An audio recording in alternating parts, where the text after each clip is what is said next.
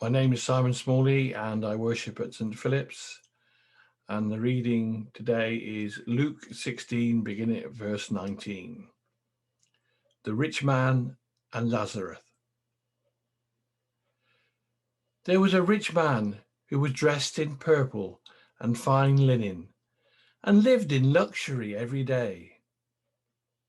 At his gate was laid a beggar named Lazarus, covered with sores and longing to eat what fell from the rich man's table.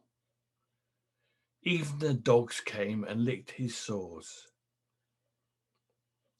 The time came when the beggar died, and the angels carried him to Abraham's side. The rich man also died and was buried.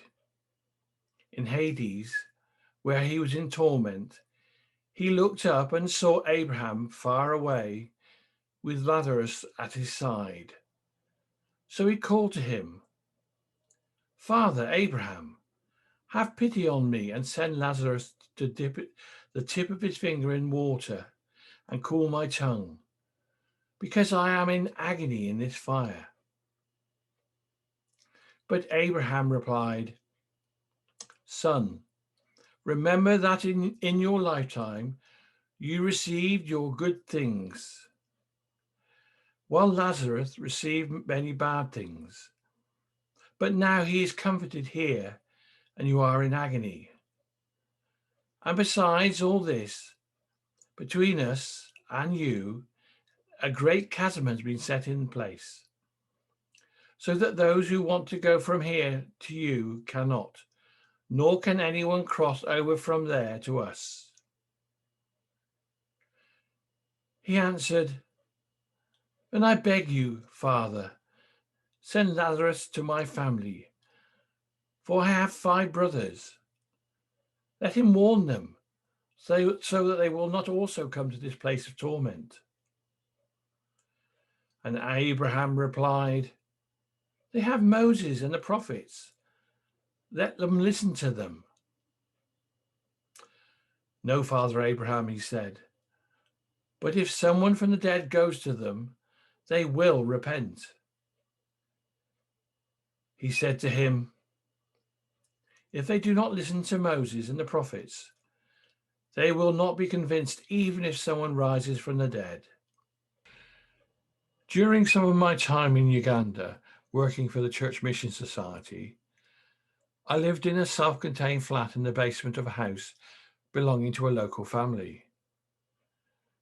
Now, although it didn't quite have running water, well, in theory only, it did have lights, electricity, and I was actually quite comfortable there.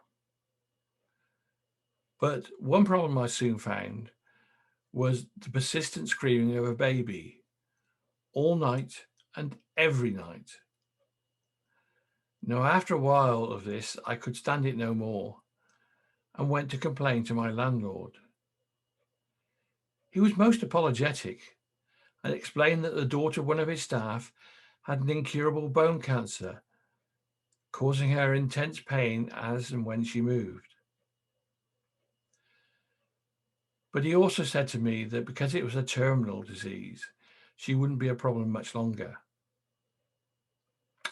Now, I was horrified, both at the sad situation for the family and also at my own selfishness in complaining in the first place.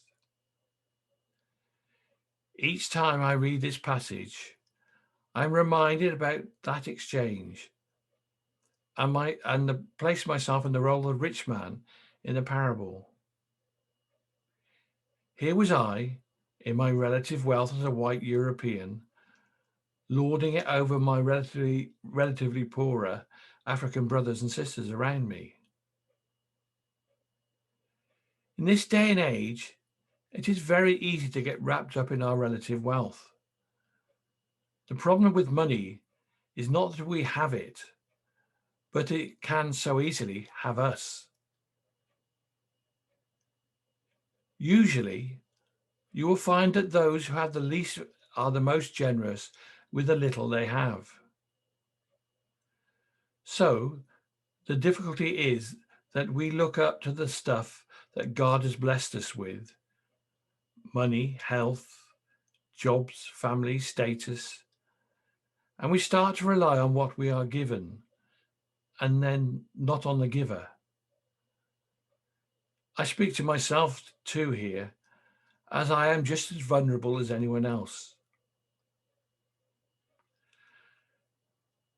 As much as we would like to spiritualize this story of the rich man and Lazarus, it is very difficult to explain away its central message, especially given what Luke has to say about money and possessions elsewhere in his gospel. The fate of these two individuals after death are very much tied up to their experiences of wealth and poverty in this life.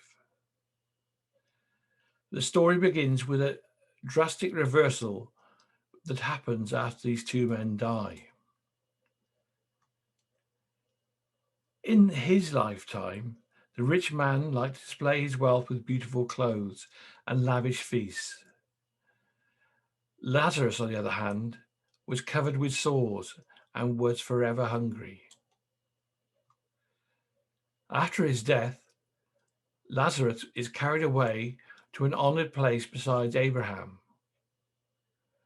By contrast, the rich man finds himself in Hades, or hell as we call it, a place of torment and eternal punishment.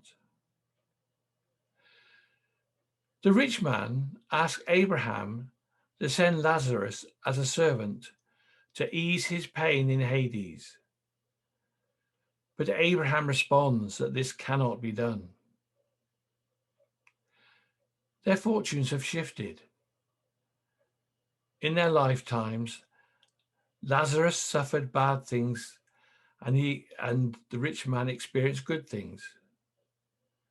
But now Lazarus is comforted and the rich man is in agony. Also, a great chasm now exists between the two, which cannot be crossed. Now, my thought is, was this chasm created by the rich man during his life, as his love of wealth separated him from the common humanity? The truth is, if we wish to live apart from God during our time on earth, he will grant our wish for eternity as well. As one pastor aptly said, if you board the train of unbelief, you will have to take it all the way to its destination. The last request by the rich man is for Lazarus to warn his brothers to change their ways and escape his fate. Now, as Christians, we preach that the gospel to both our family and friends alike, hoping to save them from hell's clutches. And by God's grace, we sometimes succeed. Luke makes it clear that the poor are a focus of Jesus' ministry. In his inaugural sermon, Jesus declares that he has been anointed by the Spirit of the Lord to bring good news to the poor. Jesus asked his fellows not to invite Jesus asked his followers not to invite to their parties their friends and neighbors who can repay them, but to extend their invitations to the poor, the crippled, the lame, and the blind. In this story, God's eternal judgment has everything to do with how we use our wealth in this life and how we care for those less fortunate in our midst. Our temptation is to explain away a story like this and to remove its uncomfortable message. But the message has been clearly stated. Like the rich man's 5 brothers, we have been given all the warning we need.